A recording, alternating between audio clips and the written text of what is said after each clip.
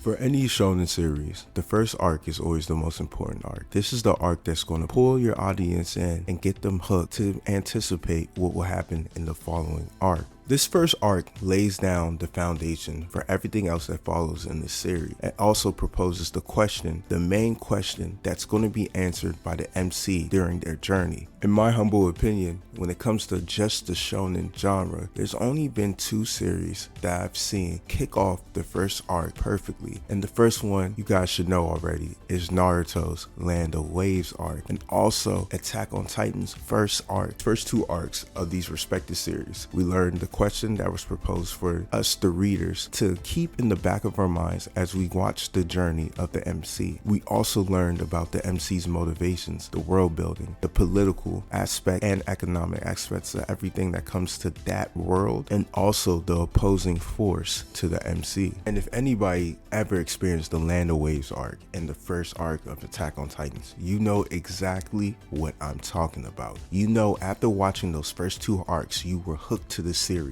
and there was no questions about it. I'm proud to announce we have a 3rd member to the Banger First Arc Club, and their name is Kagurabachi. And their first arc is called the SOJO ARC. And watching this arc, I saw so many similarities between the SOJO ARC and the Land of Waves arc that is pretty much crazy. And that's what we're going to discuss today. How Kagurabachi created the perfect first arc and gave us a banger antagonist named SOJO, charismatic and devious leader. So let's talk about the similarities between the Land of Waves arc and the SOJO arc. Just a disclaimer, when I make these similarity videos, in no way, shape, or form am I trying to downplay the powerhouse series of Kagurabachi. I really enjoy the series. It's okay to see where inspiration is being taken from, or seeing some of the similarities in a series where the author literally said that Naruto was one of his many inspirations in creating this series. So let's dive in. In the Land of Waves, conflict of the series was established that a shinobi's power comes from being used as a tool and a weapon for war and mass destruction, versus true power comes from protecting the bonds and the people you love. You become the strongest when you have something to fight for. You become stronger when you have a certain beloved person you want to protect. And this was the underlying thing throughout that whole first arc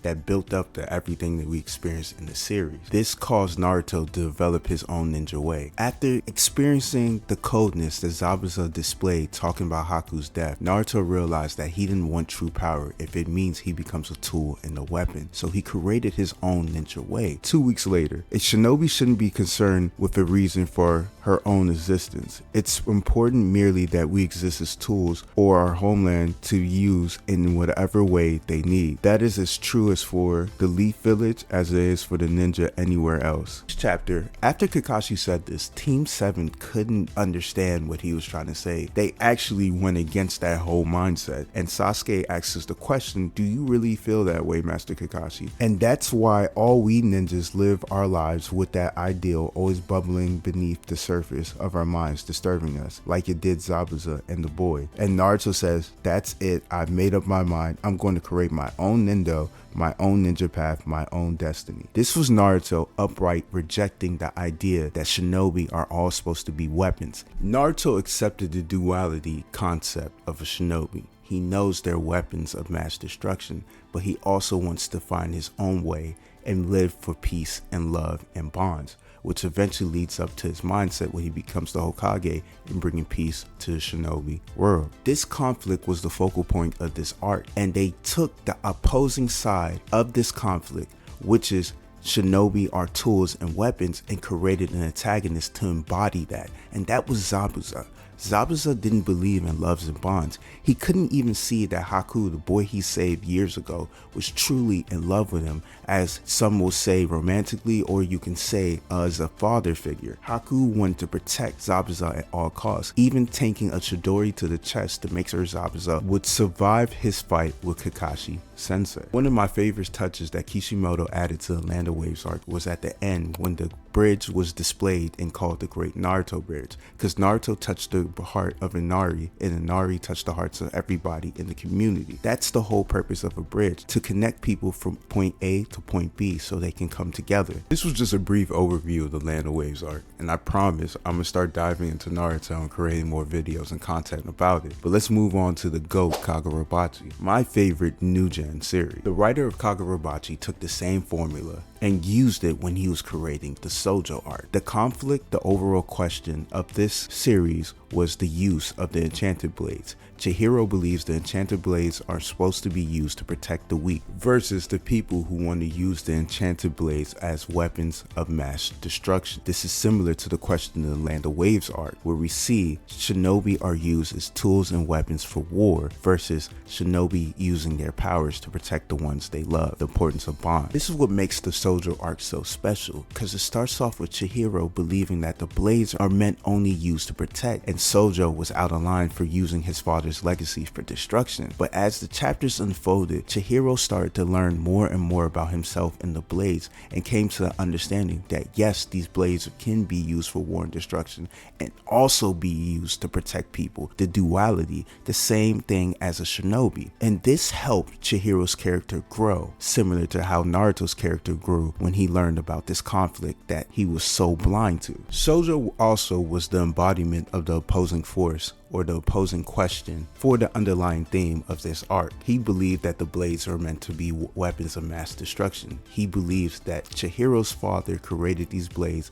so he can go out and slaughter people. Opposing viewpoints was displayed all through chapter 17, the finale of their fight, where we see them having a conversation over sweets. Duality of the series comes in plays when SOJO looks at Chihiro and says, I accept your belief. The enchanted blade's purpose is to defeat evil and protect the weak. I accept it. Chihiro claps back and says, so you have no business wielding these blades, and SOJO basically says, I disagree.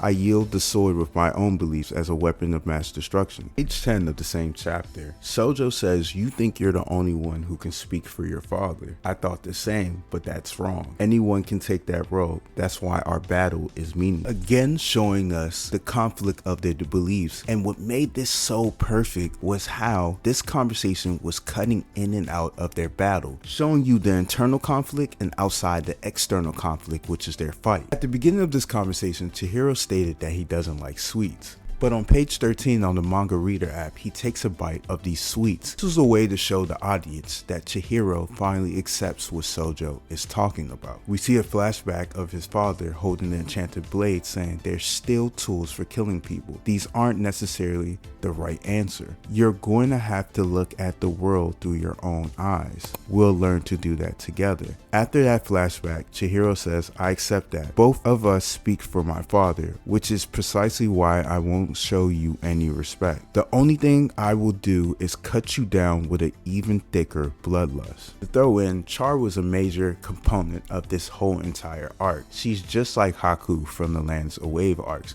Haku explained to Naruto in the woods that true power comes from when you want to protect somebody that you love. And that's what Chihiro was doing for Char. He kept pushing his limits and becoming stronger and stronger so he can save his new adopted daughter. His fatherly presence when it came to Char blew the fake emo look that he had at the beginning of the series. But that's it for the video. Like, comment, subscribe. Let me know what you guys think down in the comments. I'm out.